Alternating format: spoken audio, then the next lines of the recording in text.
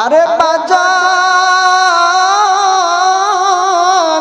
নবীর সাহাবী হযরতে আবু বকর আরো কিছু সাহাবাদেরকে নিয়ে যখন ওই সাহাবীর বাড়ির নিকটবর্তী হয়ে গেলেন, এ বন্ধু বাড়ির নিকটবর্তী হওয়ার পরে দেখেন বাড়ির ভিতর থেকে কান্নার আওয়াজ ভেসে আসলো। এ বন্ধু নবীর সাহাবী হযরতে আবু বকর ওই বালককে ডাক দেয়া বলে, বালক রে, এইটা বুঝি তোমাদের বাড়ি? তোমার বাড়ির ভিতর থেকে কান্নার আওয়াজ কেন? এ বাজান ওই বালক যখন ঘরের মধ্যে প্রবেশ করলেন, ঘরের ভিতরে যাওয়ার পরে দেখেন তার বাবা আর দুনিয়ার জমিনে নাই, তার বাবা দুনিয়ায় থেকে বিদায় নিয়েছেন। মারহাবা বলেন। এবার বালক দু চোখের পানি ছেড়ে দিয়ে কান্নায় ভেঙে পড়েছেন আর ডাক দিয়ে বলে, নবীর সাহাবী আবু বকর, ও নবীর সাহাবী আবু বকর, আজকের পর থেকে আমি আর আমার বাবাকে বাবা বলে ডাকতে পারবো না। আজকের পর থেকে আমি আর আমার বাবার আদর পাবো না। এ বাজান ওই শিশু বালক যখন এই কথা বলে বলে কান্নায় ভেঙে পড়লেন, নবীর সাহাবী আবু বকর ডাক দিয়ে বলে, বাবা তোমার বাবা দুনিয়ায় থেকে বিদায় নিয়েছেন, তাতে কি হয়েছে? আমি নবীর সাহাবী আবু বকর আছি। আজকের পর থেকে তুমি আমাকে বাবা বলে ডাকবে। আজকের পর থেকে আমি তোমাকে মায়া দেব, ভালোবাসা দেব। আরে যুবক ভাইরা রে, এবার নবীর সাহাবী হযরতে আবু বকর নবীর অন্যান্য সাহাবায়ে কেরামদেরকে ডাক দিলেন, ডাক দিয়ে বললেন, নবীর সাহাবীরা রে, আমাদের এই সাথীকে, আমাদের এই বন্ধুকে তাড়াতাড়ি করে গোসল করাও, দাফন করো, তাকে কাফনের কাফন পরাও, তাকে জানাজার নামাজ পড়ে তাকে দাফন করতে হবে। আরে বাজান নবীর সাহাবী হযরতে আবু বকরের নেতৃত্বে এবার ওই সাহাবীকে গোসল করানো হলো, কাফন পরানো হলো। যখন জানাজার নামাজ পড়ানোর জন্য দাঁড়িয়ে গেছে, নবীর অন্যান্য সাহাবী জানাজার নামাজের মধ্যে দাঁড়িয়ে গেছে। আল্লাহর নবীর পয়গম্বরের সাহাবী হযরতে আবু বকর রাদিয়াল্লাহু তাআলা আনহু ওই সাহাবীর জানাজার নামাজ পড়াবেন। এ বন্ধু আল্লাহর নবীর পয়গম্বরের সাহাবী হযরতে আবু বকর ওই সাহাবীর জানাজার নামাজ পড়ার জন্য দাঁড়িয়ে গেছে। এক পর্যায়ে নবীর সাহাবী জানাজার নামাজ শুরু করে দিয়েছেন। মারহাবা বলেন। জানাজার নামাজ শুরু করার পরে যখন আল্লাহু আকবার বলে সানা পড়েছেন, আবার তাকবীর দিয়েছেন, আবার যখন দোয়া শুরু করবেন, এমন অবস্থায় এমন সময় নবীর সাহাবী হযরতে আবু বকর লক্ষ্য করে দেখেন নবীর ওই সাহাবীর কাফনের মধ্যে পা বরাবর কি যেন নড়াচড়া করে। মারহাবা বলেন। এ বাজান নবীর সাহাবী হযরতে আবু বকর বলেন, আমি বড় ভয় পেয়ে গেলাম। এই মৃত্যু সাহাবীর কাফনের ভিতরে পা থেকে কি যেন নড়াচড়া করে। এ বন্ধু নবীর সাহাবী হযরতে আবু বকর এক পর্যায়ে তিনি জানাজার নামাজ ছেড়ে দিলেন। আমার বাজানদারে, নবীর সাহাবী হযরত আবু বকর যখন জানাজার নামাজ ছেড়ে দিয়েছেন, আবু বকর লক্ষ্য করে দেখেন ওই ব্যক্তির পা বরাবর আর কিছু নড়াচড়া করে না। মারহাবা বলেন। আরে করমজার বাবাজিরা রে, আমার যুবক ভাইরা রে, গভীর মনোযোগ। এক পর্যায়ে আল্লাহর নবীর সাহাবী হযরতে আবু বকর আবার জানাজার নামাজ শুরু করে দিয়েছেন। এ বন্ধু, জানাজার নামাজ শুরু করার পরে আমার নবীর সাহাবী হযরতে আবু বকর লক্ষ্য করে দেখেন ওই নবীর সাহাবীর কাফনের ভিতরে এই কোমর বরাবর কি যেন নড়াচড়া করে। মারহাবা বলেন আমার মুসলমান ভাইরা রে। আবু বকর আবার জানাজার নামাজ ছেড়ে দিলেন। এ বন্ধু, জানাজার নামাজ দ্বিতীয়বার নবীর সাহাবী আবু বকর ছেড়ে দিলেন। জানাজার নামাজ ছেড়ে দেওয়ার পরে হযরতে আবু বকর লক্ষ্য করে দেখেন নবীর ওই সাহাবীর কাফনের ভিতরে আর কিছুই নাড়াচাড়া করে না। মারহাবা বলেন আমার মুসলমান ভাইরা রে। নবীর সাহাবী হযরতে আবু বকর আবার পুনরায় তৃতীয়বার জানাজার নামাজ শুরু করে দিলেন। এ বন্ধু, নবীর সাহাবী আবার যখন তৃতীয়বার জানাজার নামাজ শুরু করেছে, তৃতীয়বার জানাজার নামাজ শুরু করার পরে আল্লাহর নবীর পয়গম্বর হযরতে আবু বকর লক্ষ্য করে দেখে রে নবীর ওই সাহাবীর বুক বরাবর কাফনের ভিতরে কি যেন নড়াচড়া করে। এ বাজার, আবু বকর বড় ভয় পেয়েছে, জানাজার নামাজ ছেড়ে দিয়েছে। এবার পিছন থেকে সাহাবাই কিরাম ডাক দিয়ে বলে, ও নবীর সাহাবী আবু বকর, আমরা কিছুই বুঝতে পারলাম না, আপনি কেন তিনবার করে জানাজার নামাজ শুরু করলেন, আবার কেন তিনবার জানাজার নামাজ ছেড়ে দিলেন? এবার পিছন থেকে যখন নবীর একজন সাহাবী নবীর সাহাবী আবু বকরকে এই প্রশ্নটা করছে, এবার আবু বকর ডাক দে বলে, নবীর সাহাবীরা রে, তোমরা জানো না আমি যখন এই সাহাবীর জানাজার নামাজ প্রথমবার শুরু করলাম, আমি লক্ষ্য করে দেখি কাফনের ভিতরে পা বরাবর কি যেন নড়ে আর কি যেন নড়াচড়া করে। আমি আবু বকর বড় ভয় পেয়ে গেলাম, এই জন্য আমি জানাজার নামাজটা ছেড়ে দিয়েছি। জানাজার নামাজ ছেড়ে দেওয়ার পরে দেখি আর কিছুই নড়াচড়া করে না। আরে নবীর সাহাবীরা রে, আমি আবু বকর যখন আবার দ্বিতীয়বার নবীর সাহাবীর জানাজার নামাজ শুরু করেছি, শুরু করার পরে আবার লক্ষ্য করে দেখি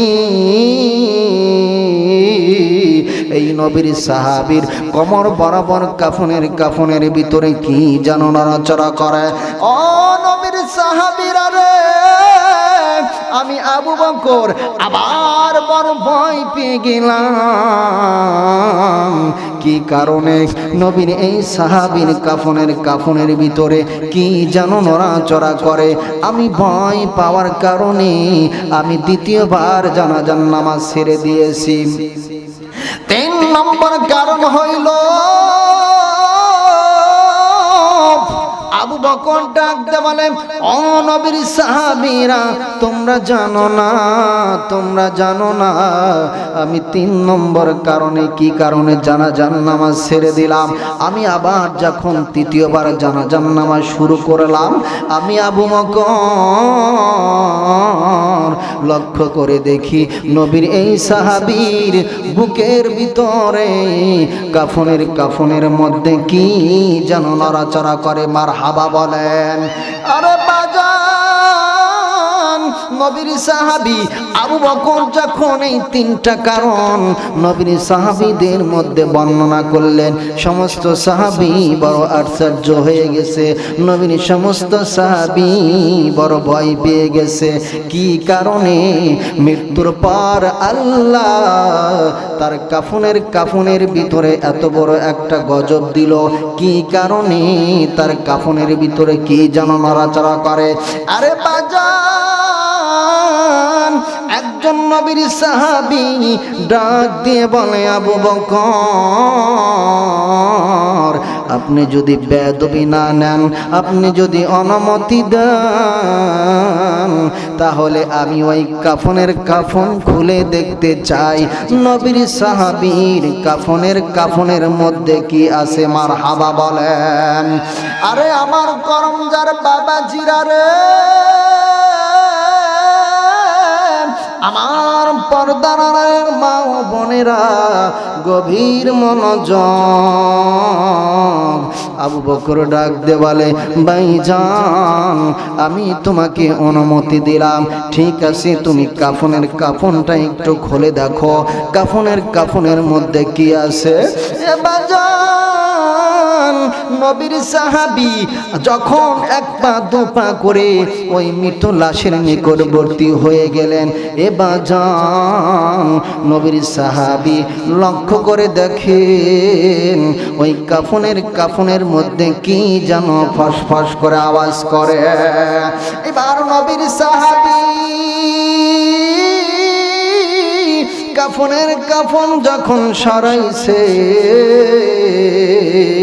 সরানোর সঙ্গে সঙ্গে দেখে বড় একটা গোকরা সাপ বুকের উপরে বসে ফেনা করে আছে। বন্ধু বড় আশ্চর্য হয়ে গেছে। আল্লাহর নবীর সাহাবী আবু বকর বড় পেরেশানি হয়ে গেছেন। আবু বকর ওই সাহাবীর স্ত্রীকে ডাক দে বলে, বোন গো, তোমার স্বামী জীবদ্দশায় তোমার সাথে কেমন আচরণ করেছে? তোমার স্বামী কি জীবনে তোমাকে কষ্ট দিয়েছে? তোমার হক কি নষ্ট করেছে? এ বাজান, নবীর ওই সাহাবীর স্ত্রী ডাক দে বলে, ও নবীর সাহাবী আবু বকর, খোদার কসম করে বলি, আল্লাহর কসম করে বলি, আমার স্বামী আমারে কোনোদিন কষ্ট দেয় নাই, আমার স্বামী আমারে কোনো জ্বালাতন দেয় নাই, আমার স্বামী আমার কোনো হক নষ্ট করে নাই। এ বন্ধু, নবীর সাহাবী হযরতে আবু বকর আরো পেরেশানির মধ্যে পড়ে গেলেন। কি কারণে? আল্লাহ রাব্বুল আলামিন নবীর এই সাহাবীর এত বড় আযাব দিয়ে দিল। এ বন্ধু, এবার আবু বকর তার বিবিকে ডাক দিয়ে বলে, বোন গো, তোমার এই নবীর সাহাবীর মা বাবা কি দুনিয়ায় জীবিত আছে? এবার বিবি ডাক দিছে, নবীর সাহাবী, এই সাহাবীর বাবা দুনিয়ায় জীবিত নাই, তার মা দুনিয়ায় জীবিত আছে। এ বাজান, এবার আবু বকর ওই নবীর সাহাবীর মাকে ডাক দিয়ে বলে, মা গো, আপনার সন্তানের ব্যাপারে আপনার কাছে আমি কয়টা প্রশ্ন করতে চাই। আপনার সন্তানের ব্যাপারে আপনার কাছ থেকে আমি কিছু জানবার চাই। এ বন্ধু, নবীর সাহাবী হযরতে আবু বকর যখন তার মাকে তার সন্তানের ব্যাপারে জানতে চেয়েছে, তার মা দু চোখের পানি ছেড়ে দিয়েছে, কান্নায় ভেঙে পড়েছে। ডাক দিয়ে বলে, ও নবীর সাহাবী আবু বকর, আমার সন্তানের ব্যাপারে আমি কি বলবো, আমার ছেলের ব্যাপারে আমি আর কি বলবো। আমার সন্তান নবীজির পিছনে নামাজ আদায় করেছে, জিহাদের ময়দানে অংশগ্রহণ করেছে। এবার জান নবীর ওই সাহাবী চোখের পানি ছেড়ে দিয়ে কান্নায় ভেঙে পড়লেন। ডাক দেওয়া নবীর সাহাবী আবু বকর, আমার সন্তান তার বিবিকে কোনোদিন কষ্ট দেয় নাই, তার ছেলে সন্তানদেরকে কোনোদিন কষ্ট দেয় নাই। ও নবীর সাহাবী আবু বকর, কিন্তু আমার সন্তান কোনোদিন আমার সাথে ভালো ব্যবহার করে নাই। আমার বাজানরা রে, যখন তার মা ডাক দিয়ে বলে, ও নবীর সাহাবী, আমার সন্তান আমার সাথে কোনোদিন ভালো ব্যবহার করে নাই, আমার উপরে নির্যাতন করেছে, আমার খেদমত করে নাই। আল্লাহর নবীর সাহাবী আবু বকর ডাক দেওয়ালে, মা জননী আর বলতে হবে না, কি কারণে আপনার সন্তানকে আল্লাহ তাআলা গজব দিয়েছে আমরা বুঝতে পেরেছি। এই জন্য করমজার বাবাজিদেরকে বলবো, মা বোনদেরকে বলবো, খবরদার কখনো মার সাথে বেয়াদবি করবা না, বাবার সাথে বেয়াদবি করবে না। বোনদেরকে বলবো, শাশুড়ির সাথে খারাপ ব্যবহার করবেন না, শ্বশুরের সাথে খারাপ ব্যবহার করবেন না। মা বাবা যদি সন্তানের প্রতি সন্তুষ্ট থাকে, আমার আল্লাহ ওই সন্তানকে আলিমি সুলতানুল আলিম বানায়া দেয়। মারহাবা বলেন। আল্লাহ তার মা বাবার জন্য 500 টাকা দান করছে। ও মালিক, তুমি তো অন্তর্যামী, তোমার বান্দা তার মা বাবার স্মৃতি মনে করে মা বাবার জন্য 500 টাকা দান করলো।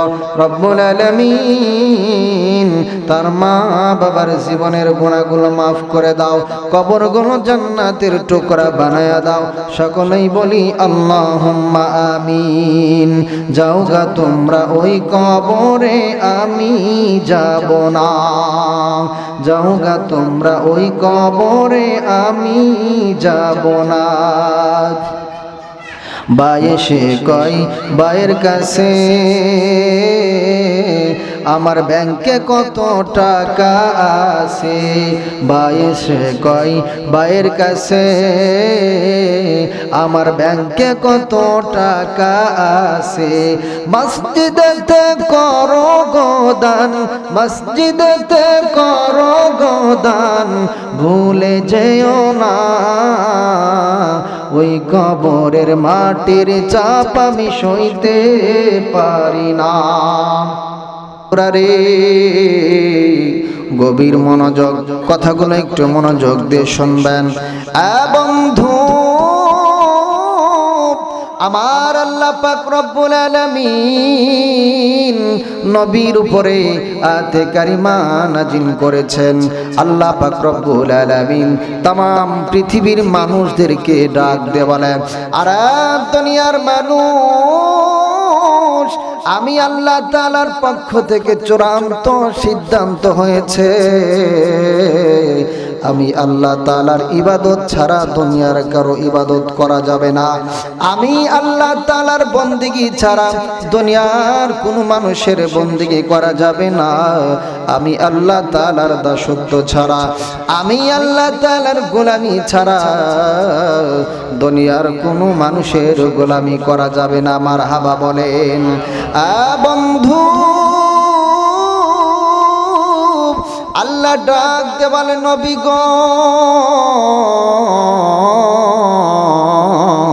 আমার বন্ধু, আমার হাবিব, আপনি আপনার উম্মতদেরকে বলে দেন, ও নবীজি, আমি আল্লাহর ইবাদত করার পর, আমি আল্লাহর গোলামি করার পর তোমরা তোমার মা বাবার খেদমত করবে, তোমরা তোমার মা বাবার ইহসান করবেন। মারহাবা বলেন।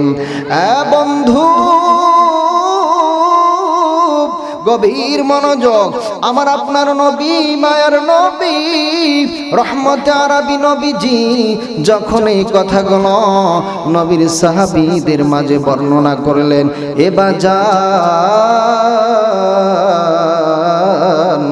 নবীর একজন সাহাবী ডাক দেওয়ালে, নবী গো, এই পৃথিবীর জমিনে আমার মাও জীবিত আছে, আমার বাবাও জীবিত আছে। ও নবীজি, আপনি তো বলে দিলেন এ দুনিয়ার মানুষ, আমার সাহাবীরা রে, তোমরা শুনে নাও, তোমরা শুনে নাও, আল্লাহর পক্ষ থেকে চূড়ান্ত সিদ্ধান্ত হয়েছে, আল্লাহর ইবাদত ছাড়া দুনিয়ার কোনো মানুষের ইবাদত করা যাবে না, আল্লাহর গোলামি ছাড়া দুনিয়ার কোনো মানুষের গোলামি করা যাবে না। আল্লাহর ইবাদত করার পরে, আল্লাহর গোলামি করার পরে তোমরা তোমার মা বাবার ইহসান করবে। ও নবীজি, এই জন্য আমি আলোচনা করতে চাই নবীর একজন সাহাবী যার নাম হযরতে আবু হুরায়রা রাদিয়াল্লাহু তাআলা আনহু। আরে আমার যুবক ভাইরা রে, আমার মুরব্বি কিরাম বাবাজিরা, বুখারী এবং মুসলিম শরীফের মধ্যে নবীর যেই সাহাবী সবচাইতে বেশি হাদিস বর্ণনা করেছেন, মুসলিম এবং বুখারীর মধ্যে নবীর যেই সাহাবী সবচাইতে বেশি হাদিস বর্ণনা করেছেন, আমার বাজানরা রে, নবীর ওই সাহাবী একদিন নবীর দরবার থেকে বাড়িতে একটু দেরি করে ফিরেছেন। নবীর সাহাবী আবু হুরায়রার মা আবু হুরায়রাকে ডাকতে বলল, আরে বাবা আবু হুরায়রা, তুমি এত সময় কই ছিলা? এত দেরিতে তুমি কেন বাড়িতে ফিরলা? আমার বন্ধুরা রে, নবীর সাহাবী হযরতে আবু হুরায়রা ডাক দেওয়ালে, আমার মা, আমি বাড়িতে দেরি করে এই জন্য ফিরেছি, আমি নবীজির দরবারে ছিলাম। আমার মা, আমি বিশ্ব নবীর দরবারে ছিলাম। এ বন্ধু, আবু হুরায়রার মা একজন মুশরিকা ছিল, এখনো ইসলাম গ্রহণ করে নাই। যেই মাত্র আমার নবীজির কথা বলেছে, আমি মুহাম্মাদের দরবারে ছিলাম, আমি মুহাম্মদ ইবনে আব্দুল্লাহর দরবারে ছিলাম। আমার বাজান্না রে, আবু হুরায়রা যখন আমার নবীজির নাম বলেছে, আবু হুরায়রার মার গায়ে আগুন লেগে গেছে, কারণ আবু হুরায়রার মা এখনো ইসলাম গ্রহণ করে নাই, তিনি এখনো মুশরিকাত আছে। এ বন্ধু, এবার আবু হুরায়রার মা ডাক দিয়ে বলেন, আমার সন্তান আবু হুরায়রা, তুমি শুনে নাও, তুমি শুনে নাও, আজকের পর থেকে যদি তুমি মুহাম্মাদের দরবারে যাও, আজকের পর থেকে যদি তুমি মুহাম্মাদের সাথে সম্পর্ক রাখো, আমি তোমার মা ঘোষণা দিলাম, আজকের পর থেকে আমার বাড়িতে তোমার কোনো জায়গা নাই, আজকের পর থেকে আমার বাড়িতে কোনো খাবারের ব্যবস্থা নাই। এবার আবু হুরায়রা ডাক দিয়ে বলে, মা গো মা,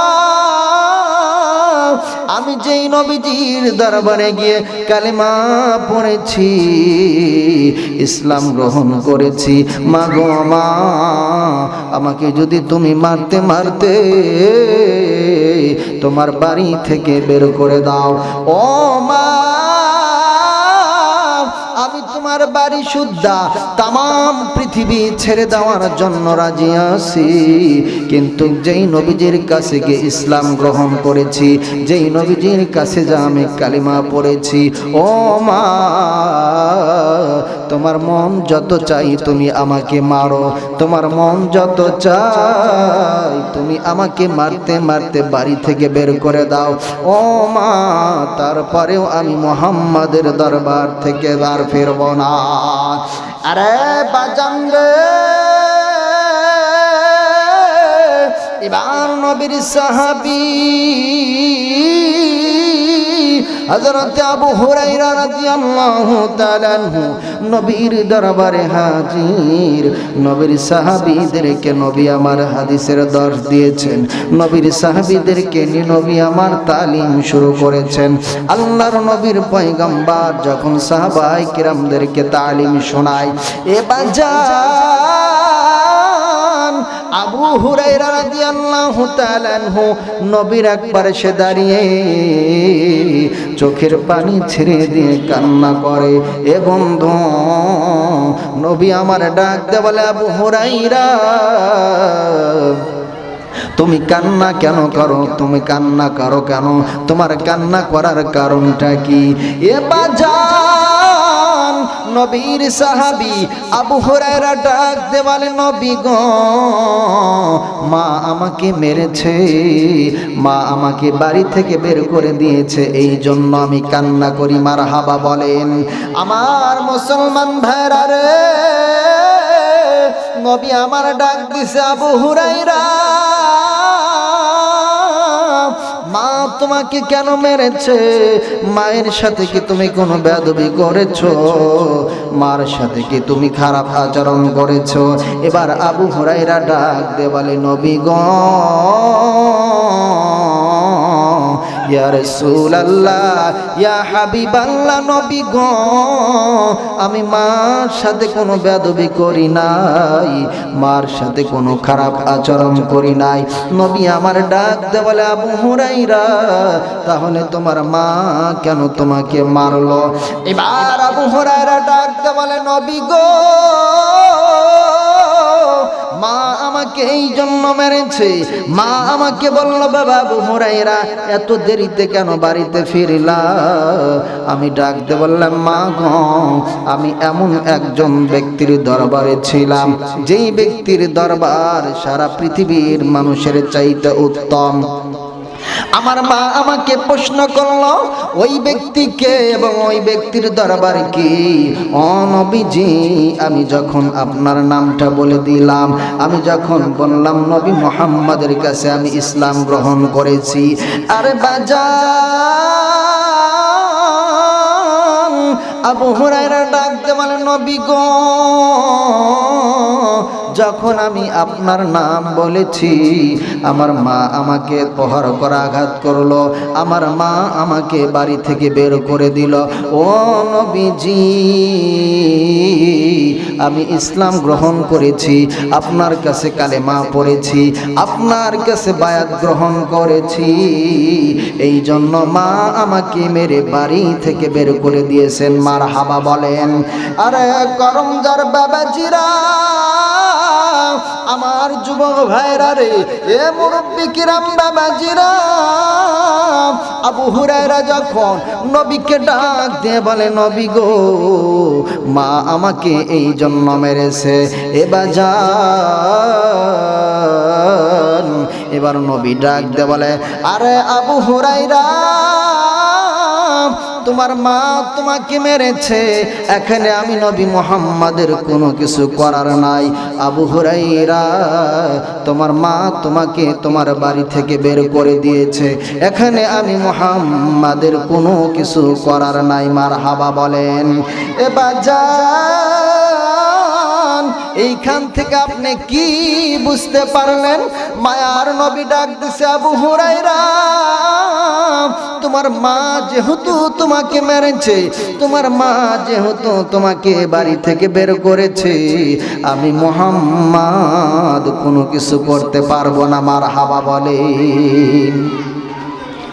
নবী বলতেছেন, তোমার মা তোমাকে মেরেছে, তোমার মা তোমাকে বাড়ি থেকে বের করেছে, আমি মুহাম্মাদের কোনো কিছু করার নাই। মারহাবা বলেন। এবং এবার হযরতে আবু হুরায়রা ডাক দিছে, নবী গো, মা আমাকে মেরেছে, এই জন্য আমি আপনার কাছে কান্না করি না। মা আমাকে মেরেছে, এই জন্য আমি আপনার কাছে নালিশ করি না। ও নবী গো, আমি এই জন্য আপনার কাছে কান্না করি। নবী গো, আপনি আমার মায়ের জন্য দোয়া করে দেন, আপনি আমার মায়ের জন্য একটু দোয়া করে দেন। আমার মাকে যেন আল্লাহ তাআলা ইসলাম কবুল করে নাই। মারহাবা বলেন। আরে মুসলমান ভাইরা রে, এবার আবু হুরায়রা যখন আমার নবীকে ডাক দিয়ে বলে, নবী গো, মা আমাকে মেরেছে তাতে আমার কোনো আফসোস নাই, মা আমাকে মেরেছে তাতে আমার কোনো অভিযোগ নাই। ও নবীজি,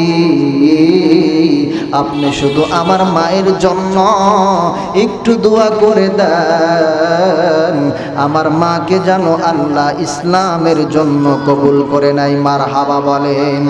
আমার মুসলমান ভাইরা রে, এবার হযরত আবু হুরায়রা যখন আমার নবীকে এই কথা বললেন, এবার নবী আমার দুইটা হাত বাড়াইয়া দিয়া আবু হুরায়রার মায়ের জন্য দোয়া করে ডাক দিছে, মালিক তুমি আমার সাহাবী আবু হুরায়রার মাকে ইসলামের জন্য কবুল করে নাও। সুবহানাল্লাহ বলেন। আরে আমার বাবাজিরা, আমার নবীজি দুই হাত উঠাইয়া যখন আবু হুরায়রার মায়ের জন্য দোয়া করে, আল্লাহ আবু হুরায়রার মাকে তুমি হিদায়াত নসিব করে দাও, আবু হুরায়রার মাকে তুমি ইসলাম কবুল করে নাও। এ বাজান, ঠিক ওই সময় আবু হুরায়রা রাদিয়াল্লাহু তাআলা আনহু নবীজির খেদমত থেকে বাড়ির দিকে রওনা করেছেন। এত জোরে দৌড় দিছে গো, রাস্তার ভিতর থেকে একজন সাহাবী, নবীর সাহাবী আবু হুরায়রার হাত চেপে ধরেছেন। আল্লাহর নবীর সাহাবী আবু হুরায়রা বলে, ও নবীজির সাহাবী, আমার হাতটা ছেড়ে দাও, আমাকে দৌড়াতে দাও, আমার বাড়িতে আমাকে যাইতে দাও, আমি দৌড়ায় যাইতে চাই, আর আমি দেখতে চাই আমার বাড়িতে আমি আগে যাই নাকি আল্লাহর নবীজির দোয়া আমার বাড়িতে আগে যাই। মারহাবা বলেন। আমার বাজানরা রে, এবার নবীর সাহাবী তার বাড়িতে যাওয়ার পরে দরজায় যখন নক করলেন, দরজায় নক করার সাথে সাথে আবু হুরায়রার মা ডাক দিয়ে বলে, বাবা গো, আমি তোমাকে মারার পরে বড় অনুতপ্ত হয়েছি, অনুশোচনা হয়েছি। ও বাবা আবু হুরায়রা, তুমি দরজার সামনে একটু অপেক্ষা করো, দরজার সামনে তুমি একটু দাঁড়িয়ে থাকো।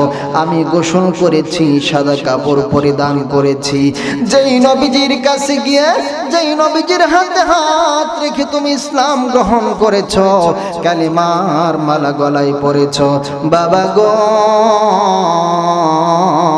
ওই নবী মুহাম্মাদের কাছে আমাকে তুমি নিয়ে চলো। মারহাবা বলেন। এবার আবু হুরায়রা ডাক দিছে, মালিক, যেই নবীজি আমার মায়ের জন্য দোয়া করলো, আপনি বুঝি আমার মায়ের দোয়া, আমার নবীর দোয়া কবুল করেছেন, আমার মাকে আল্লাহ ইসলামের জন্য কবুল করেছে। যেই মা কিছুক্ষণ পূর্বে আমি আমার মার কণ্ঠের মধ্যে শিরকিয়াত পেয়েছিলাম, কিছুক্ষণ পূর্বে যেই মা নবীজির কথা শোনার পরে আমাকে আঘাত করে বাড়ি থেকে বের করে দিল, ওই মা আজ নিজে মুখে নবীর খেদমতে যেতে চাই। মারহাবা বলেন। এবার আবু হুরায়রার মা বিদ্যা ছিলেন, চুলগুলো পেকে সাদা হয়ে গেছে।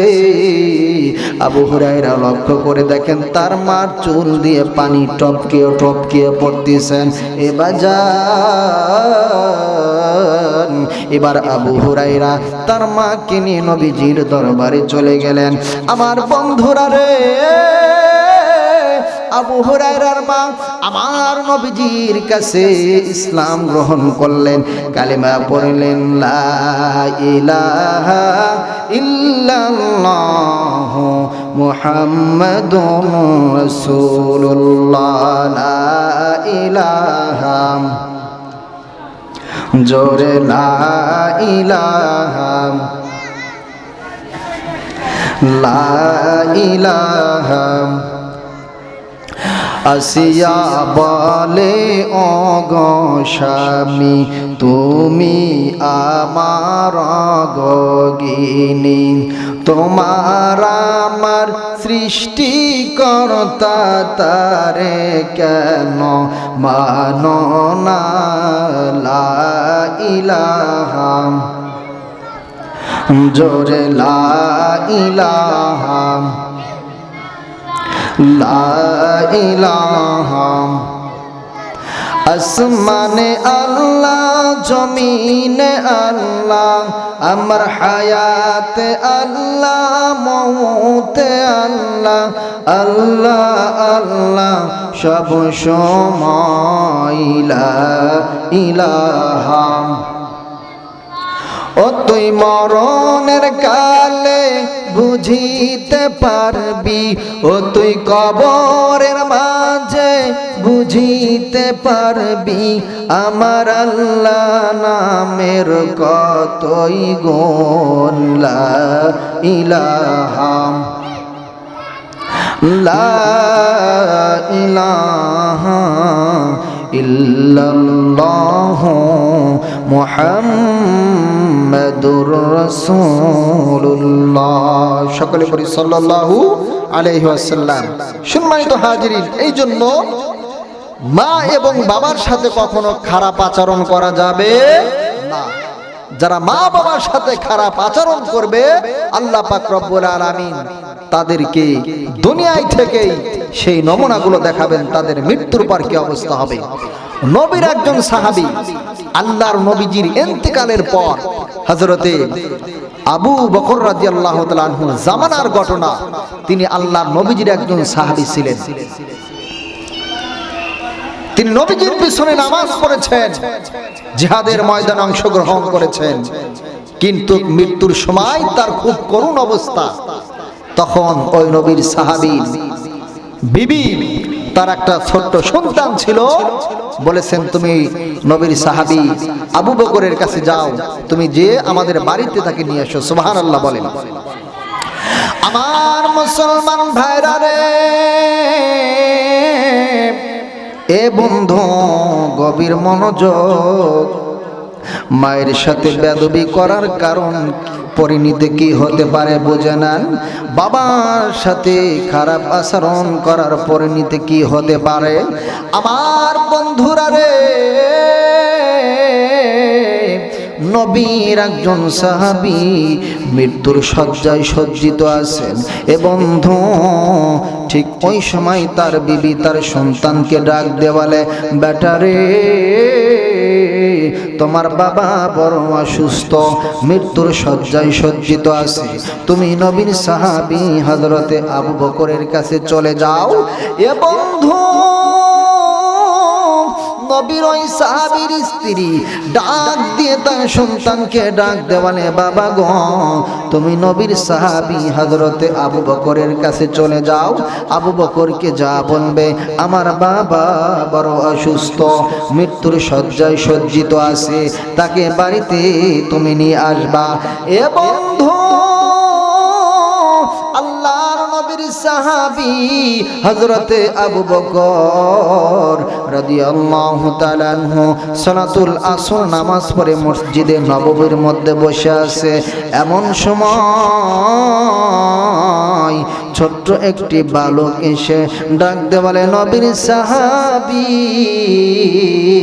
ও নবীর সাহাবী আবু বকর, আমার বাবা বড় অসুস্থ, আমার বাবা বড় অসুস্থ, মৃত্যুর শয্যায় পাঞ্জা লড়ছে, আপনি আমাদের বাড়িতে একটু চলেন, আমার বাবাকে একটু কালেমার তালকিন দিবেন। এ বন্ধু ওই বালক যখন আল্লাহর নবীর পয়গম্বর হযরতে আবু হুরায়রা হযরতে আবু বকরকে ডাক দিয়ে সমস্ত ঘটনা খুলে বললেন, আমার বাজানদারে নবীর সাহাবী হযরতে আবু বকর রাদিয়াল্লাহু তাআলা আনহু অন্যান্য সাহাবায়ে কেরামদেরকে নিয়ে ওই নবীর সাহাবীর বাড়ির দিকে রওনা করলেন। আরে বাজান, নবীর সাহাবী হযরতে আবু বকর আরো কিছু সাহাবাদেরকে নিয়ে যখন ওই সাহাবীর বাড়ির নিকটবর্তী হয়ে গেলেন, এ বন্ধু বাড়ির নিকটবর্তী হওয়ার পরে দেখেন বাড়ির ভিতর থেকে কান্নার আওয়াজ ভেসে আসলো। এ বন্ধু, নবীর সাহাবী হযরতে আবু বকর ওই বালককে ডাক দেয়া বলে, বালক রে, এইটা বুঝি তোমাদের বাড়ি? তোমার বাড়ির ভিতর থেকে কান্নার আওয়াজ কেন? এ বাজান, ওই বালক যখন ঘরের মধ্যে প্রবেশ করলেন, ঘরের ভিতরে যাওয়ার পরে দেখেন তার বাবা আর দুনিয়ার জমিনে নাই, তার বাবা দুনিয়ায় থেকে বিদায় নিয়েছেন। মারহাবা বলেন। এবার বালক দু চোখের পানি ছেড়ে দিয়ে কান্নায় ভেঙে পড়েছেন আর ডাক দিয়ে বলে, নবীর সাহাবী আবু বকর, ও নবীর সাহাবী আবু বকর, আজকের পর থেকে আমি আর আমার বাবাকে বাবা বলে ডাকতে পারবো না। আজকের পর থেকে আমি আর আমার বাবার আদর পাবো না। এ বাজান, ওই শিশু বালক যখন এই কথা বলে বলে কান্নায় ভেঙে পড়লেন, নবীর সাহাবী আবু বকর ডাক দিয়ে বলে, বাবা, তোমার বাবা দুনিয়ায় থেকে বিদায় নিয়েছেন, তাতে কি হয়েছে? আমি নবীর সাহাবী আবু বকর আছি। আজকের পর থেকে তুমি আমাকে বাবা বলে ডাকবে। আজকের পর থেকে আমি তোমাকে মায়া দেব, ভালোবাসা দেব। আরে যুবক ভাইরা রে, এবার নবীর সাহাবী হযরতে আবু বকর নবীর অন্যান্য সাহাবায়ে কেরামদেরকে ডাক দিলেন।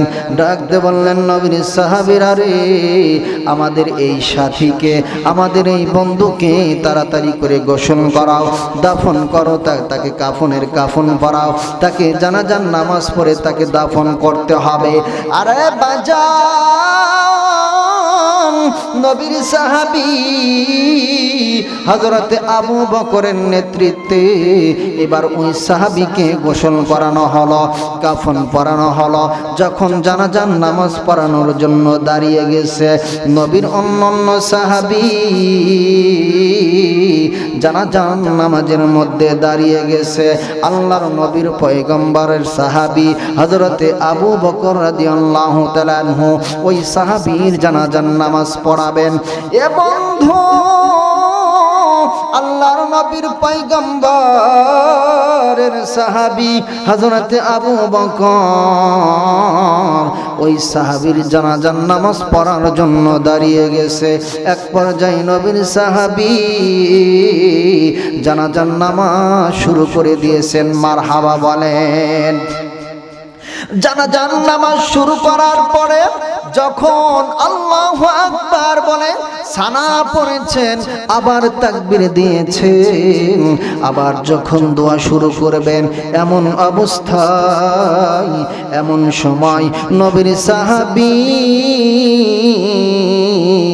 হযরতে আবু বকর লক্ষ্য করে দেখেন নবীর ওই সাহাবীর কাফনের মধ্যে পা বরাবর কি যেন নড়াচড়া করে। মারহাবা বলেন।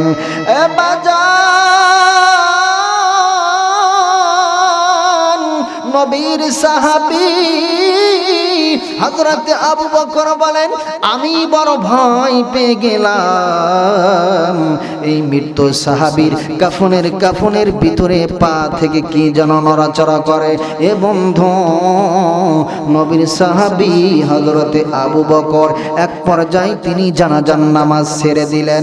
আমার বাজানদারে,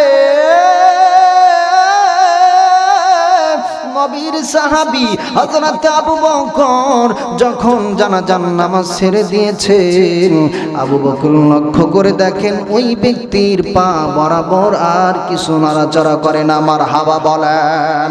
আরে করমজার বাবাজিরা রে, আমার যুবক ভাইরা রে, গভীর মনোযোগ। এক পর্যায়ে আল্লাহর নবীর সাহাবী হযরতে আবু বকর আবার জানাজার নামাজ শুরু করে দিয়েছেন। এ বন্ধু, জানাজার নামাজ শুরু করার পরে আমার নবীর সাহাবী হযরতে আবু বকর লক্ষ্য করে দেখেন ওই নবীর সাহাবীর কাফনের ভিতরে এই কোমর বরাবর কি যেন নড়াচড়া করে। মারহাবা বলেন। আমার মুসলমান ভাইরা রে, আবু বকর আবার জানাজার নামাজ ছেড়ে দিলেন। এ বন্ধু,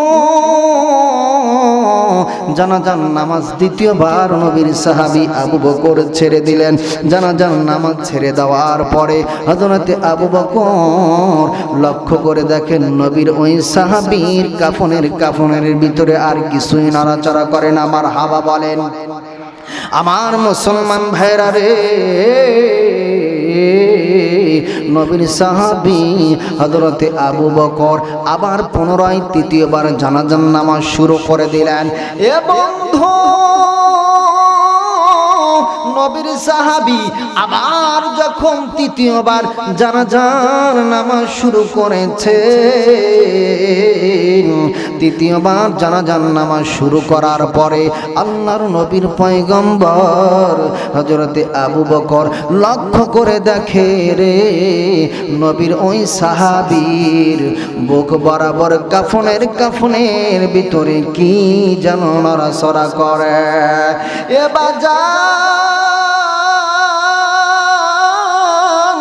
আবু বকর বড় ভয় পেয়েছে, জানাজার নামাজ ছেড়ে দিয়েছে। এবার পিছন থেকে সাহাবাই কিরাম ডাক দিয়ে বলে, ও নবীর সাহাবী আবু বকর, আমরা কিছুই বুঝতে পারলাম না, আপনি কেন তিনবার করে জানাজার নামাজ শুরু করলেন, আবার কেন তিনবার জানাজার নামাজ ছেড়ে দিলেন। এবার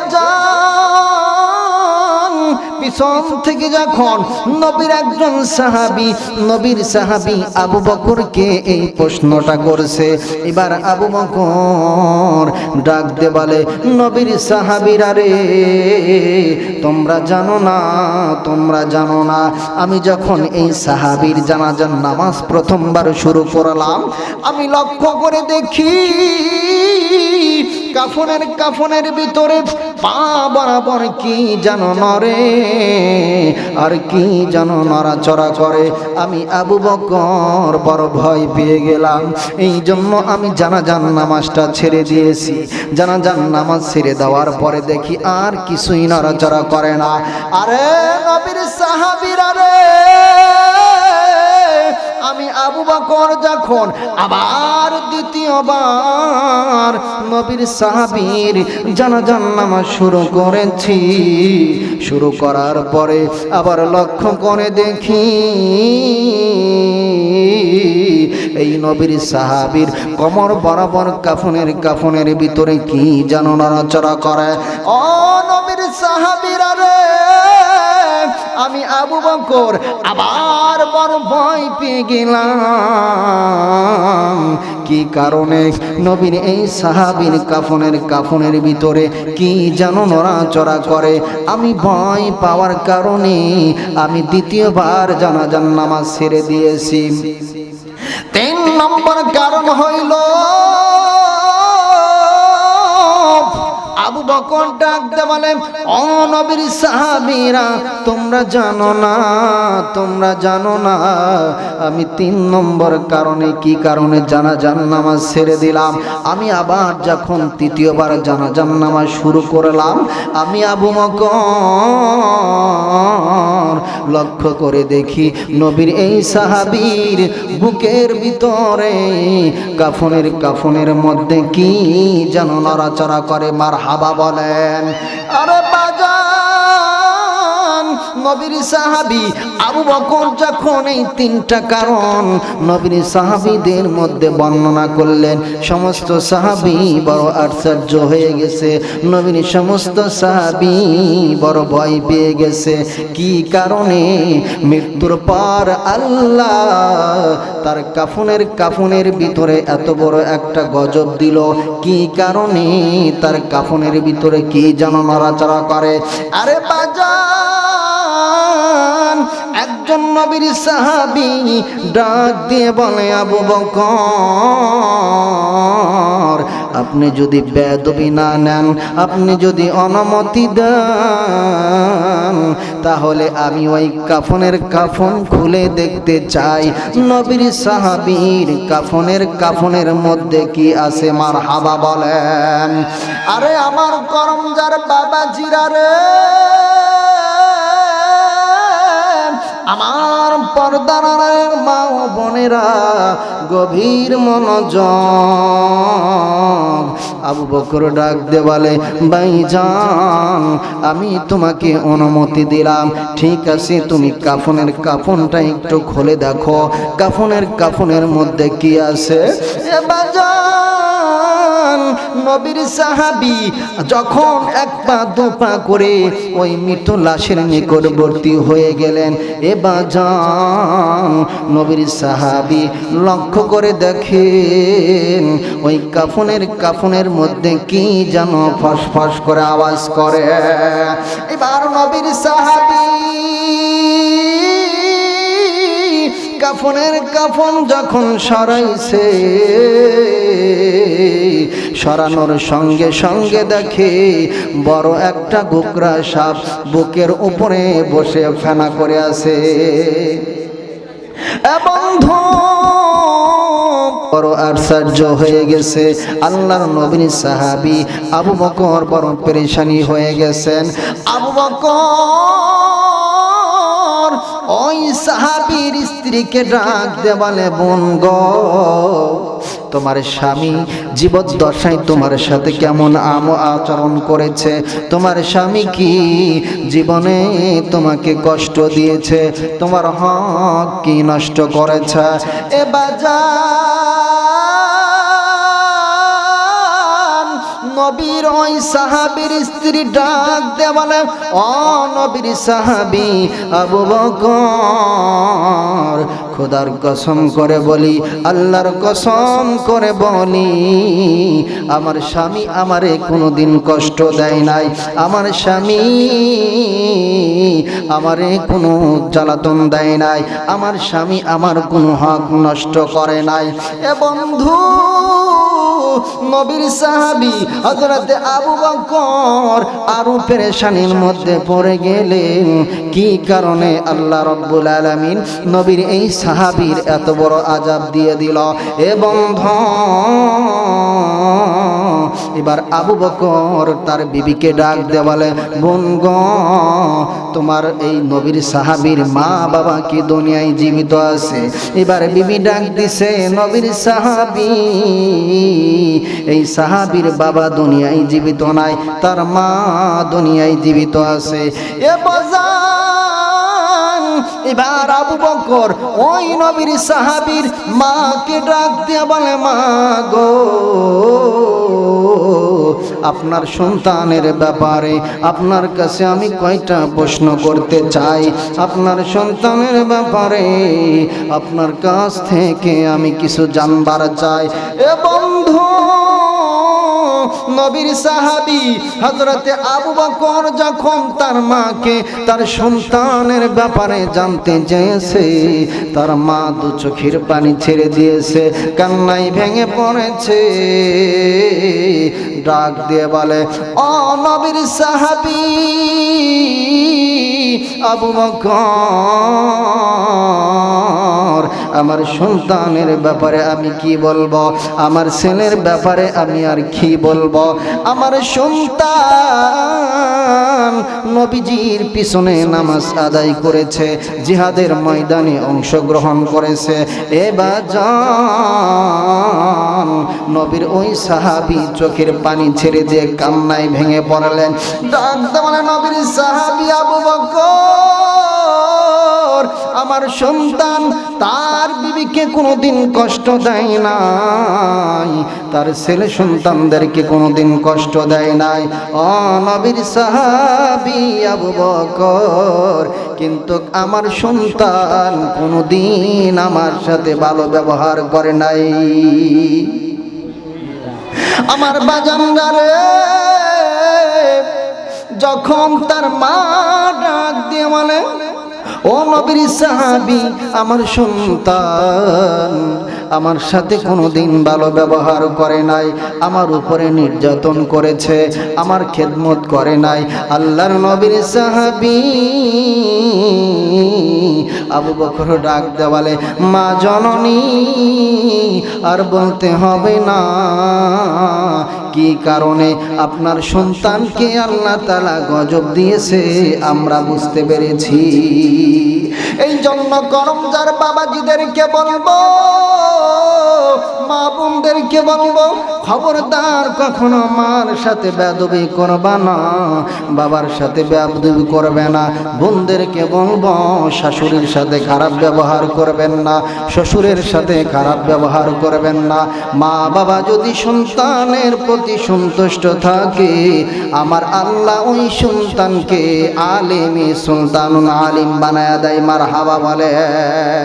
খালি হাতে যেতে হবে, খালি হাতে সঙ্গে কিছুই যাবে না, 3.5 হাত জায়গা পাবি, পাবি না রে বিছানা। 3.5 হাত জায়গা পাবি, পাবি না রে বিছানা।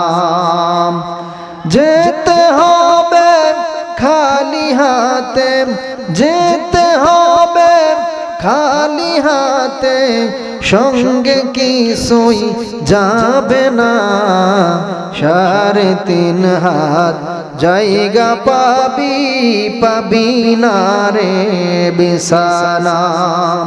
3.5 হাত জায়গা পাবি, পাবি না রে বিছানা। জোরে কোন ঠিক কি নাম? আজকে তুমি যাদের লাগি শুধুই পাগল পারা, যেতে হবে একা একা, কেউ যাবে না তারা। ছাড়তে হবে মায়ারি বাঁধন, ছাড়তে হবে মায়ারি বাঁধন, সাদেরি বালাখানা। 3.5 হাত জায়গা পাবি, পাবি না রে বিছানা। 3.5 হাত জায়গা পাবি, পাবি না রে বিছানা।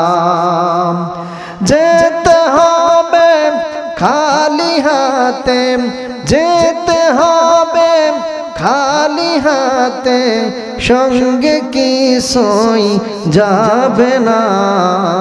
3.5 হাত জায়গা পাবি, পাবি না রে বিছানা।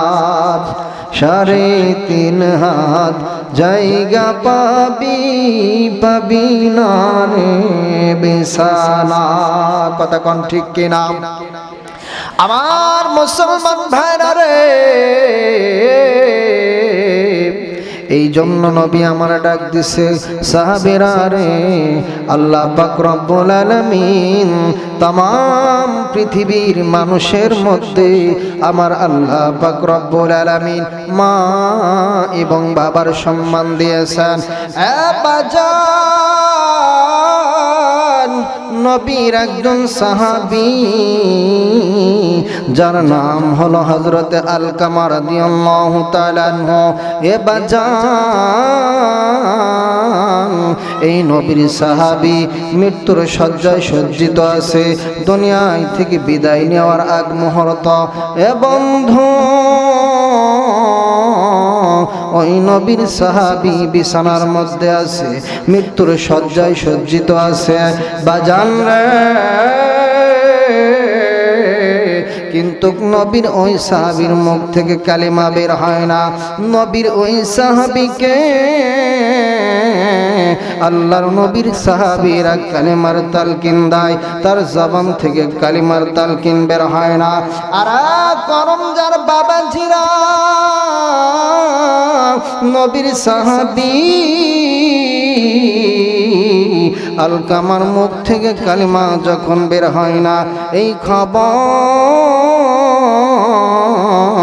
আমার আপনার নবী মায়ার নবীর কাছে খবর যখন ছড়িয়ে গেল, খবরটা যখন নবীর কাছে পৌঁছে গেল যে আল্লাহর নবীর একজন সাহাবী যার নাম হইল আলকামা, মৃত্যুর সময় সাহাবায়ে কিরাম তাকে কালেমার তালকিন দেয়, কিন্তু কালেমা বের হয় না। এ বন্ধু,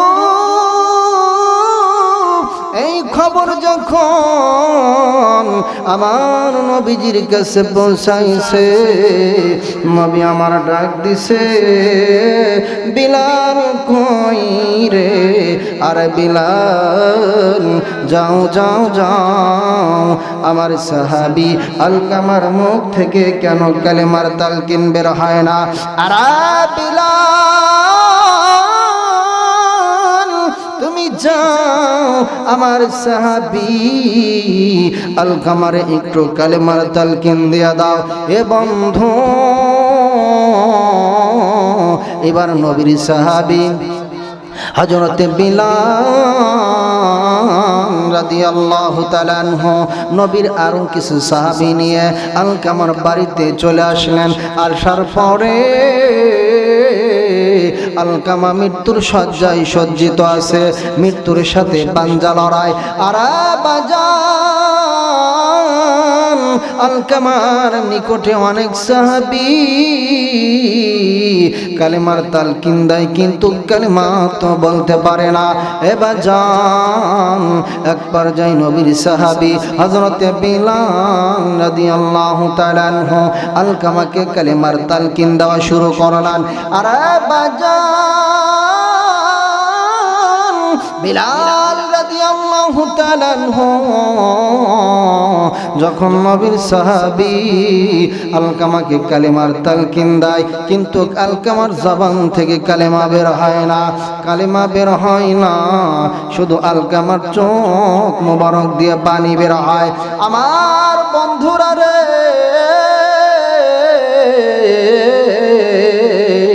হযরতে বিলাল বড় আশ্চর্য হয়ে গেল, এত কালেমার তালকিন দেয়, তারপরে নবীর সাহাবী আলকামার জবান থেকে কালেমা বের হয় না।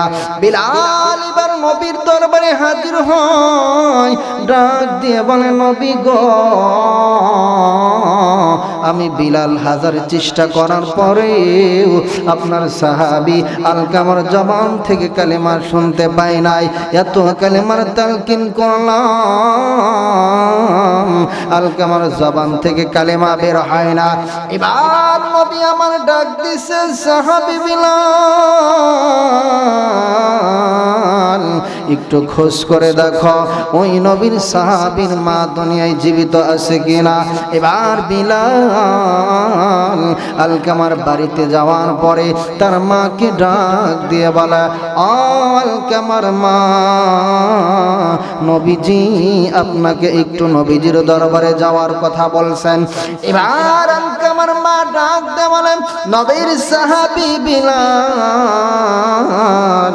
আমি আলকামার মাই অত শক্তি নাই, আমি নবীজির দরবারে যেতে পারবো না। আর বাজান, এক পর্যায়ে নবীজি আমার ওই বাড়িতে হাজির হলেন, আলকামার বাড়িতে নবীজি আমার হাজির হয়ে গেলেন। এ বন্ধু,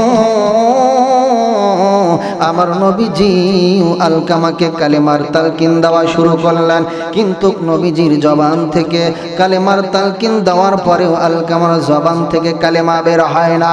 এবার নবী আমার ডাক দিছে, আলকামার মাকে ডাক দিয়ে বলে, মা গো মা, আমি আপনার কাছ থেকে জানবার চাই, আমি আপনার কাছ থেকে শুনবার চাই, আপনার সন্তান আলকামা আপনার সাথে কেমন আচরণ করে, আপনার সন্তান আলকামার জীবনে আপনার সাথে কেমন ব্যবহার করেছে।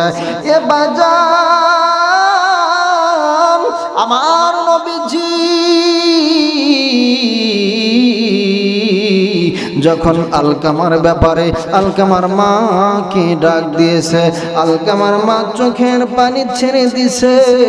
নবী গো, আপনি যখন আলকামাকে জিহাদের ময়দানে ডাক দিয়েছেন, আলকামার সঙ্গে সঙ্গে গিয়েছেন। আপনি যখন জিহাদের ময়দানের জন্য চাঁদা চেয়েছেন, সঙ্গে সঙ্গে আলকামা দিয়েছেন। ও নবীজি, আলকামার জীবনে এক ওয়াক্ত নামাজ কাজা নাই, আলকামার জীবনে একটা গুনার কোনো কাজ কেমন করে নাই।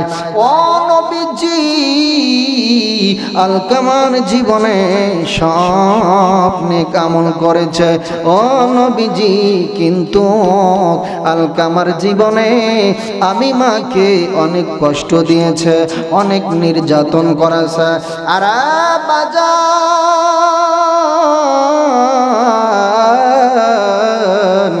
এই কথা বলে আর আলকামার মা দু চোখের পানি ছেড়ে কান্দে, বুক ফাড়া দেয়, ডাক দিয়ে বলে নবী গো, আলকামা আমাকে জীবনে এত পরিমাণ নির্যাতন করেছে, আমি মা আলকামাকে জীবনেও ক্ষমা করব না।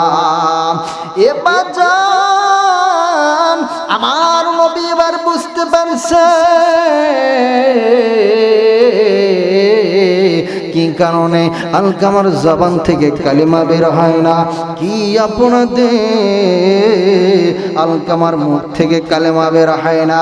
আমার বাজানরা, এবার নবী আমার সাহাবায়ে কিরামদেরকে ডাক দিছে, আমার সাহাবীরা রে, তোমরা আর দেরি করো না, তাড়াতাড়ি করে শুকনা লাকড়িগুলো নিয়ে আসো। আর মুরব্বি কিরাম বাবাজিরা, আমার নবীজি সাহাবায়ে কিরামদেরকে অর্ডার করলেন, যাও যাও যাও, তোমরা লাকড়িগুলো জড়ো করে নিয়ে আসো, ওই লাকড়ির ভিতরে আগুন জ্বালায়া দাও। আমি নবীজি আমার সাহাবী আলকামা যে অন্যায় করেছে, ওই অন্যার শাস্তি হইল আমি আলকামাকে আগুন দিয়ে পুড়িয়ে দেব। আমার বন্ধুরা রে, এবার নবীর সাহাবীরা শুকনো লাকড়িগুলো জমা করলেন, আল্লাহর নবীজি আগুন জ্বালাইছেন। এবার নবীর সাহাবী আলকামাকে যখন আগুনের ভিতরে দিয়ে জ্বালায়া পোড়ায়া দিবা, এবার আলকামার মা ডাক দিছে, নবী গো, ইয়া রাসূলুল্লাহ, ইয়া হাবিবাল্লাহ, আমার সন্তান আলকামাকে আপনি আগুনে জ্বালিয়ে পুড়িয়ে দিবেন। আমি মা, আমি সহ্য করতে পারবো না, আমার চোখের সামনে আমার সন্তান আলকামাকে আপনি পুড়িয়ে দিবেন, আমি মা সহ্য করতে পারবো না। ও নবীজি, আমি মেনে নিচ্ছি আমার সন্তান তার জীবনে আমাকে অনেক কষ্ট দিয়েছে, অনেক নির্যাতন করেছে, তাই বুঝি নবী গো, আমার চোখের সামনে আমার সন্তানকে আপনি পুড়িয়ে মারবেন। ও নবীজি, আমি মা সহ্য করতে পারবো না, আমার হাবা বলেন। এবার আমার নবী ডাক দিছে, মা গো মা, আপনি যদি আপনার সন্তানকে এই বাখন যদি মাফ না করে দেন, আপনি দুনিয়ার সাধারণ আগুন থেকে যদি আপনার সন্তানকে বাঁচানোর জন্য এত আকাগত মিনতি করেন, মা জানেন না আলকামার প্রতি আল্লাহ নারাজ হয়ে গেছে, আপনি নারাজ হওয়ার কারণে আল্লাহ নারাজ হয়ে গেছে। আপনি যদি আলকামাকে ক্ষমা করে না দেন, আল্লাহ পাক রব্বুল আলামিন আলকামাকে জাহান্নামের আগুনের মধ্যে পোড়াবে। এ বাজান, এই কথা শোনার পরে আলকামার মা ডাক দিছে, নবী গো, আমি মা বেঁচে থাকতে আমার সন্তান জাহান্নামে যাবে, আমি এটা সহ্য করতে পারবো না। আমার হাওয়া বলান। আর করমজার বাবাজিরা, এই জন্য বলবো, তোমরা যারা মাকে কষ্ট দিয়েছ, তোমরা যারা বাবাকে কষ্ট দিয়েছ, যাদের মা বাবা দুনিয়ার জমিনে জীবিত আছে, আজকে মা বাবার পা ধরে, মা বাবার হাত ধরে তুমি ক্ষমা চাইবা। তোমার মা, তুমি যত বড় অন্যায় করো না কেন, তোমার মা তোমাকে মাফ করে দিবে। তুমি জেনে নাও, তোমার মা যদি তোমারে মাফ করে গো, তোমার বাবা যদি তোমারে মাফ করে, আমার আল্লাহ তোমাদেরকে মাফ করে দিবে। কথা কোন ঠিক কিনা? আমার মুসলমান ভাইরা রে, যাদের মা বাবা দুনিয়ায় থেকে বিদায় নিয়েছেন, যাদের মা বাবা অন্ধকার কবরের মধ্যে শুয়ে আছেন, আজকের এই মাহফিলে মা বাবার জন্য দান করবেন, মা বাবার জন্য দান করবেন, আর আল্লাহর কাছে মাপ চাইবেন। আল্লাহ গো, আমার মা নাই, আমার বাবা নাই, আমার মা বাবার জীবনের গুনাহগুলো মাফ করে দাও। আল্লাহ দানের বিনিময় আমার মা বাবার কবরগুলো জান্নাতের টুকরা বানায়া দাও। এই জন্য বলি রে বাজান, মাকে যদি কষ্ট দাও, তোমার সমস্ত আমল বরবাদ হয়ে যাবে। হাজার হাজার ঘটনাগুলো আছে, সাহাবায়ে কেরাম নবীকে কত কষ্ট করে ওয়াজ শোনাইছেন। এবং সাহাবায়ে কেরাম নবীজিকে কত ঘটনা শোনাইছেন। আল্লাহর নবীর সাহাবীরা মার সাথে বেদবি করার কারণে যদি তাদের জবান থেকে কালেমা বের না হয়, তাদের স্থান যদি জাহান্নাম হতে পারে। এবার জান, আমি আপনি যদি মার সাথে বেদবি করি, তাহলে আমাদের পরিণতি কি হবে? কথা কোন ঠিক কিনা? আমার বাজানরে, মা বাবা যদি সন্তানদের জন্য দোয়া করে, আমার আল্লাহ সেই দোয়ার সাথে সাথে কবুল করে। বন্ধুরে, মা যদি সন্তানের জন্য ভালো দোয়া করে, বাবা যদি সন্তানের জন্য ভালো দোয়া করে, আমার আল্লাহ সেটাও কবুল করে। আবার কোনো মা বাবা যদি সন্তানের জন্য বদ দোয়া করে, আল্লাহ সেটাও কবুল করে নাই। এই জন্য মা বোনদেরকে বলবো, খবরদার খবরদার, আল্লাহ আপনাদেরকে সম্মান দিয়েছেন। কোনো সময় সন্তানের উপরে নারাজ হয়া সন্তানকে কখনো আপনারা বদদোয়া করবেন না। মা যখন সন্তানের জন্য দোয়া করে, আমার আল্লাহ সেটাও কবুল করে নাই। মা যখন সন্তানের জন্য বদদোয়া করে, আল্লাহ সেটাও কবুল করে নাই। এ বন্ধু, জগৎ বিখ্যাত আলেমে দ্বীন বাইজিদ বুস্তামি রহমাতুল্লাহ আলাই, একেবারে শৈশবকাল যখন তিনি ছোট্ট বয়স, আমার বাজানরে হযরতে বাইজিদ বুস্তামি রহমাতুল্লাহ আলাইহির মা অসুস্থ আছেন, বিছানার মধ্যে শুয়ে আছেন। গভীর রজনীতে ডাক দিছে, বাবা বাইজিদ কই? আমার বড় পানির তৃষ্ণা লেগেছে, আমাকে এক গ্লাস পানি দাও। আমার বজুনরে হযরত বাইজিদ বুস্তামি রহমাতুল্লাহ আলাইহি ঘরের ভিতরে তালাশ করে দেখে ঘরের মধ্যে পানি নাই। এ বন্ধু, এবার বাইজিদ বুস্তামি রহমাতুল্লাহ আলাইহি বাহির থেকে পানি নিয়ে আসলেন। আনার পরে দেখেন মা ঘুমিয়ে পড়েছে। আমার বন্ধুরা রে, জগৎ বিখ্যাত বুজুর্গ হযরতে বাইজিদ বুস্তামি রহমাতুল্লাহ আলাইহি লক্ষ্য করে দেখেন তার মা ঘুমিয়ে পড়েছে। এবার বাইজিদ চিন্তা করলেন, আমার মা তো অসুস্থ, আমার কাছে পানি চেয়েছে, মা আবার ঘুমিয়ে পড়েছে, মাকে আমি ডাক দেব না, মাকে ডাক দিলে মার ঘুম ভেঙে যাবে, মা জননী কষ্ট পাবে। এইটা ভেবে জগৎ বিখ্যাত আলেমে দ্বীন বুজুর্গ জোগায় দিন। হযরতে বাইজিদ বুস্তামি রহমাতুল্লাহ আলাইহি পানির গিলাস নিয়ে তার মার শিরের কাছে দাঁড়িয়ে থাকলেন। সুবহানাল্লাহ বলেন। আমার বাজানরা গভীর রজনীতে মাশাআল্লাহ মারহাবা, তোমার আনোয়ার বান্দা 500 টাকা দান করছে তোমার ঘরকে মোহাব্বত করে। আল্লাহ তোমার বান্দার দানকে কবুল করে নাও, জানে মালে বরকত দিয়ে দাও, পকেট করো না ফাঁকা, জান্নাতে দিও দাগা। দানকারী মাতা পিতা আল্লাহ সুখে রাইখো কবরে, নূরের টুপি মাথায় দিয়া আল্লাহ উঠাইও রোজ হাসরে। আল্লাহ তোমার আরো একজন বান্দা 1000 টাকা করলো দান। আল্লাহ তোমার দানকে কবুল করে নাও, জানে মালে বরকত দিয়ে দাও। আল্লাহ যেই নিয়তে তোমার বান্দারা দান করছে তুমি তো অন্তর্যামী, তোমার বান্দাদের দানকে কবুল করে নাও। মা বাবা যাদের কবরে ঘুমিয়ে আছে তার মা বাবার কবরের আযাব মাফ করে দাও, কবরগুলো জান্নাতের টুকরা বানায় দাও। সকলে বলি আল্লাহুম্মা আমিন।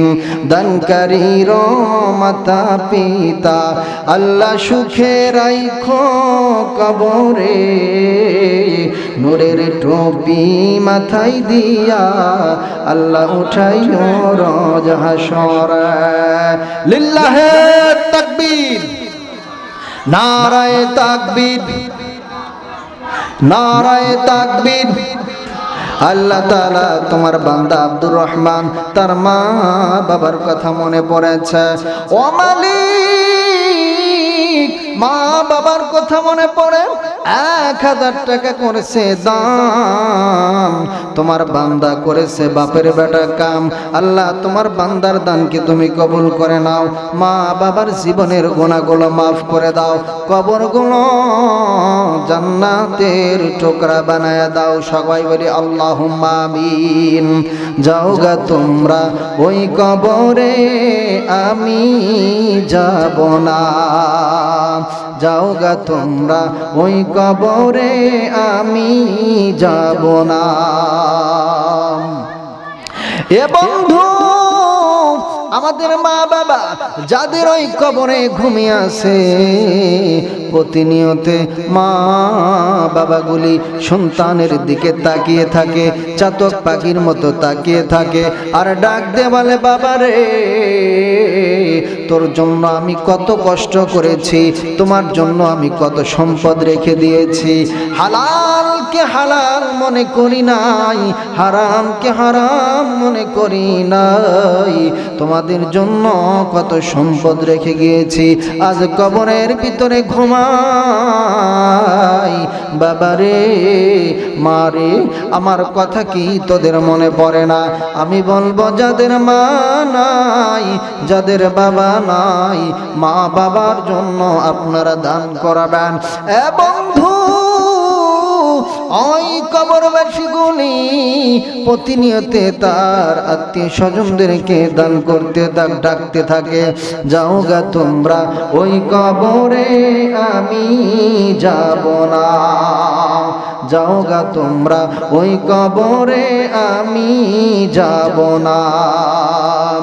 মা এসে কয় মেয়ের কাছে,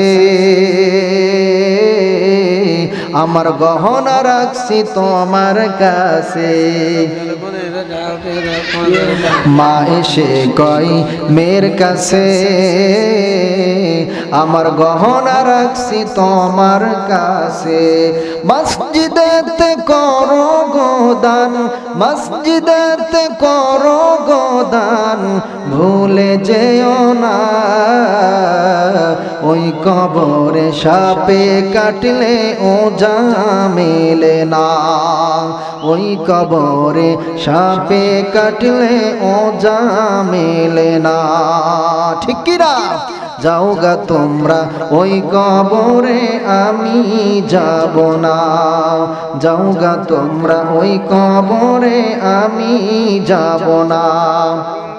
মা বাবার জন্য 500 টাকা দিয়েছে আল্লাহ তাআলা। রমজান আলী আল্লাহ তার মা বাবার জন্য 500 টাকা দান করছে। ও মালিক, তো অন্তর্যামী, তোমার বান্দা তার মা বাবার স্মৃতি মনে করে মা বাবার জন্য 500 টাকা দান করলো। রব্বুল আলামিন তার মা বাবার জীবনের গুনাহগুলো মাফ করে দাও, কবরগুলো জান্নাতের টুকরা বানায়া দাও। সকলেই বলি আল্লাহুম্মা আমিন। যাও গা তোমরা ওই কবরে, আমি যাব না। যাও গা তোমরা ওই কবরে, আমি যাব না। বায়ে সে কয় বায়ের কাছে, আমার ব্যাংকে কত টাকা আছে। বায়ে সে কয় বায়ের কাছে, আমার ব্যাংকে কত টাকা আছে। মসজিদেতে করো গোদান, মসজিদেতে করো গোদান, ভুলে যেও না ওই কবরের মাটির চাপ আমি সইতে পারি না। মাশাআল্লাহ, মারহাবা।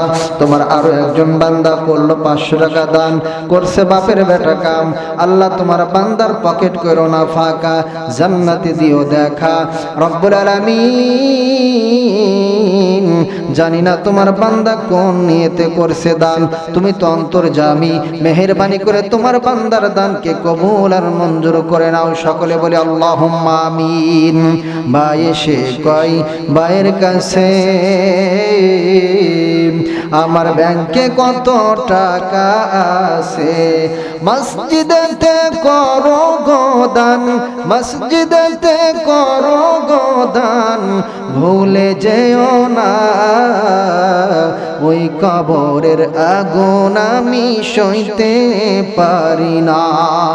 ওই কবরে সাপে কাটলে ও জামেলে নাম। যাও গা তোমরা ওই কবরে, আমি যাব না। যাও গা তোমরা ওই কবরে, আমি যাব না। আমার বন্ধুরা রে, যে কথা বলতেছিলাম, এবার জগৎ বিখ্যাত আলেম হযরতে বাইজিদ বুস্তামি রহমাতুল্লাহ আলাইহি ছোট্ট মাসুম বাচ্চা